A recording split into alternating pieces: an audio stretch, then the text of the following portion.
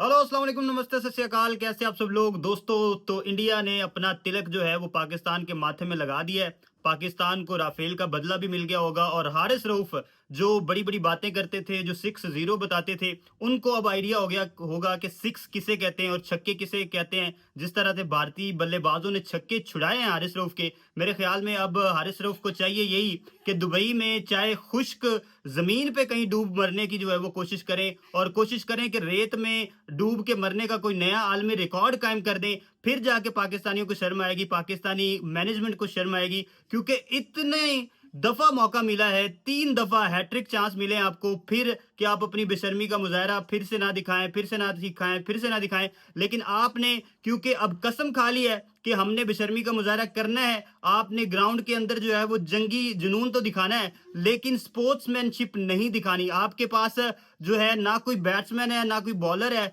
आप बस करने के आते हैं कि राफेल वाले निशान बना दिए, 6-0 दिखा दिया। ये आपकी क्रिकेट है जनाब।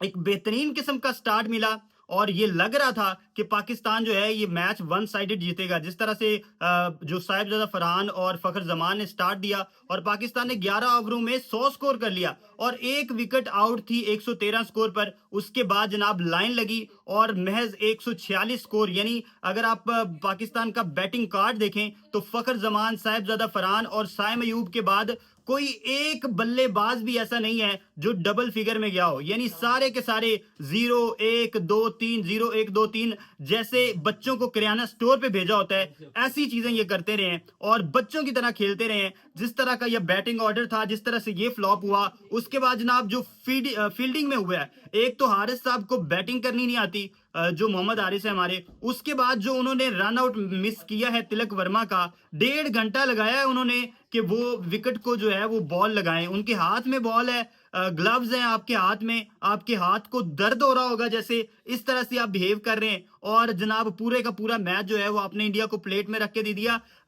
ये बॉलिंग को तो फिर भी क्रेडिट जाता है, बॉलिंग को फिर क्रेडिट जाता है कि बॉलिंग ने कुछ जो है वो शर्मा याद दिखाई और इतना इंटेंस किस्म का जो है वो मैच ले गए। आप इमेजिन करें कि अगर पाकिस्तान के मिडिल ऑर्डर ने थोड़ी समझदारी का मुजाहरा किया होता, थोड़ी नर्व्स शो की होती, तो ये मैच जो है वो 170 180 स्कोर अगर होता तो ये मैच वन साइडेड पाकिस्तान जीत सकता था। जिस तरह से बॉलर्स ने कमिटमेंट शो की, उस तरह से अगर बैटर्स ने की होती, आप अंदाजा लगाएं कि माइक हैजन जो है वो जनाब बार बार बता रहे हैं हारिस रऊफ को कि जनाब ऑफ साइड द विकेट फेंके, दूर फेंके जनाब, जो है वो बॉल दूर फेंके बैट्समैन से, लेकिन फिर मुंह में करवा रहे हैं हारिस रऊफ साहब। और फहीम अशरफ जो है, जो पूरे प्रॉपर जो फास्ट बॉलर समझे ही नहीं जाते, जो ऑलराउंडर समझे जाते हैं, वो उस प्लान को एग्जीक्यूट कर रहे हैं। वो जनाब wide of the wicket ball करवा रहे हैं और वो बेहतरीन किस्म की स्लो वंस फेंक रहे हैं, लेकिन हारिस रऊफ को आइडिया नहीं हो रहा कि कैसे स्लोवर्स फेंकनी है,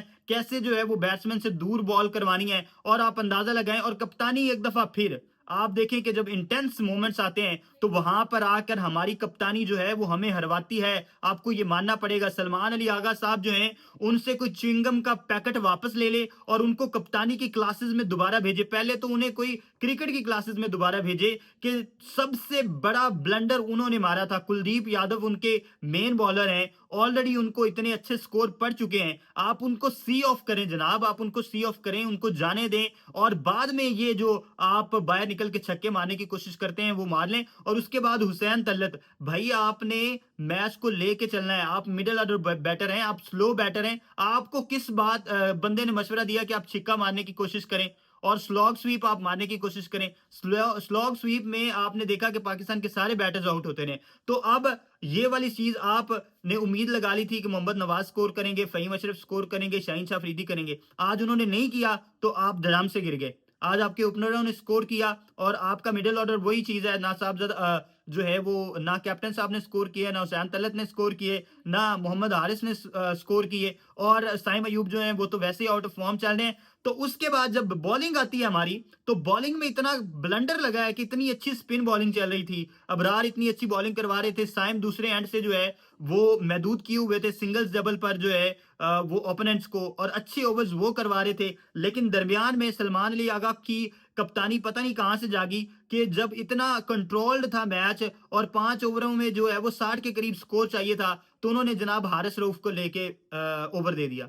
और हारिस रऊफ साहब ने 17 स्कोर खाए ना सिर्फ, बल्कि प्रेशर और मोमेंटम जो है वो सारा का सारा पाकिस्तान की जानिब शिफ्ट कर दिया। अब सारे के सारे जो बैट्समैन थे, जो मसाइल का शिकार हो रहे थे, वो अब जनाब बड़े इजीली स्कोर करना शुरू हो गए। और शुभमन दुबे ने एक अच्छी इनिंग खेली, उसके बाद तिलक वर्मा ने अच्छी इनिंग खेली। हालांकि अभिषेक शर्मा जब आते ही आउट हुए, तो उसके बाद इंडियन क्रिकेट टीम के मिडिल ऑर्डर का ये टेस्ट था जनाब। सबसे बड़ा मसला ये है कि एक शॉट था उनके पास बॉलर, उन्होंने एक शॉर्ट बॉलर के साथ आपको 146 स्कोर पर आउट किया। पहली बात तो ये है कि शुभमन दुबे जो है, जो पार्ट टाइमर है, वो आपसे जो है वो खेले नहीं जाते रहे। और उसके बाद जनाब जब बैटिंग में बात आई, तो बैटिंग में भी उनके पास नीचे अब जो है वो हार्दिक पांड्या नहीं थे। आपके पास एज था कि इस पहला मैच था रिंकू सिंह का, और दुबे ने कोई इतनी बैटिंग नहीं की इसमें। जो दूसरे तिलक वर्मा है वो तो चले अच्छी बैटिंग करते रहे, लेकिन आपने एक तो ये है कि कैच ड्रॉप किया, उसके बाद जनाब आपने रन आउट इतना इजी जो है वो मिस किया। तो मुझे समझ नहीं आती कि ये जो प्लेयर्स हैं जिनको उठा के लाया गया है without any performance, without any contribution to Pakistani cricket, तो फिर क्या वजह थी, क्यों इन सबको लाया गया। और अब क्या जो ऑपरेशन की बात होती है, आप ऑपरेशन सिंदूर को छोड़ें, आप ऑपरेशन बनियान मरसूस को छोड़ें, आप ऑपरेशन करें इन लोगों का। ये जो सलमान अली आगा है, जिनके टीम में जगह नहीं बनती, उनको आप कप्तानी दे रहे हैं, और वो हमेशा आपने देखा है कि वो च्युइंगम चबा रहे होते हैं, और इंटेंस मोमेंट जब भी आता है तो वो मैच स्लिप कर देते हैं। तो जनाब सारा कुछ जो है वो शहनशाह अफरीदी ने नहीं करना, सारा कुछ मोहम्मद नवाज ने नहीं करना। कप्तान साहब आपने जिम्मेदारी लेनी है, और जो हारिस गोगल साहब आपने जिम्मेदारी लेनी है। जो आप कहते हैं कि स्ट्राइक रेट पे काम करने की जरूरत है बाबर आजम को, तो ये जो मशवरे दे रहे हैं और ये जो सो कॉल्ड शोखे किस्म के प्लेयर्स आपने पाकिस्तान की लाइनअप में बिठाए हैं, इनको बिठाएं घर, ये इनके बस की बात नहीं है। ये और इंटेंट की जो बात है, 145 ये आपका इंटेंट खड़ा है, और आपने हाईएस्ट स्कोर क्या किया है इस एशिया कप में? कहां आपने 200 स्कोर किए हैं जो हम आपके इंटेंट को अप्रिशिएट करें, और कहां पर आपने बड़ी स्ट्राइक रेट के साथ स्कोर किए हैं? इवन सबसे ज्यादा स्कोर साहबजादा फरहान ने किए हैं, तो उसकी स्ट्राइक रेट से बाबर आजम की स्ट्राइक रेट अच्छी होती है। आप देख लें, उसकी स्ट्राइक रेट से तो बाबर आजम के कैरियर स्ट्राइक रेट अच्छी है, जिसमें वो कई दफा जीरो पे आउट हुए होंगे, कई दफा जो है अंडर 50 अंडर 10 आउट हुए होंगे। लेकिन शर्म नहीं आएगी, मोहसिन नकवी साहब इनको उठाएं, इनको फेंके बाहर, ये सारे लोगों को। ये इस काबिल ही नहीं है कि ये मैच के 3 दफा आपको चांस मिला है कि आप इंडिया को मैच हरा सकें, और फिर जब और आप क्लोज ले आते हैं मैच को, इंटेंस सिचुएशन आती है। अब इनका जुर्माना भरें हारिस रऊफ का, जिनको आप हाला शाबा दे रहे थे, आप उनको कह रहे थे कि खेलें आप इनको हलाशेरी सब लोगों को दे रहे थे, आप हारिस रऊफ को कह रहे थे कि आप फिर ऐसा करें, मैं आपका जुर्माना भरूंगा। अब इनका जो है वो जुर्माना भी भरें, इनको जो है वो तनख्वाह भी देते रहे, लेकिन इनको घर भी बिठाएं। यार, ना डेथ ओवर में आपसे बॉल होती है, ना न्यू बॉल से आपसे बॉल होती है, अब करना क्या है यहाँ पर? तो ये सारी सूरत हाल थी जनाब। पाकिस्तान एक दफा फिर इस एशिया कप में तो हारा है, लेकिन ये है कि अब पाकिस्तानियों को पता चल जाना चाहिए, ये जो इंटेंट स्पेशलिस्ट बैठे हुए हैं, इनसे जो है वो जान छुड़वाने का वक्त आ गया है। और खुदा तला ने हो सकता है इसी वजह से ये सारा कुछ पाकिस्तान के साथ किया हो, कि जो मेरिट पे लोग आए हुए हैं उनको उठा उठा के ये बाहर फेंक रहे थे। तो ये आज की वीडियो थी। उम्मीद है कि हमें कोई बेहतर क्रिकेट और बेहतर टीम अनकरीब देखने को मिलेगी। हमें इजाजत, अल्लाह हामिना से।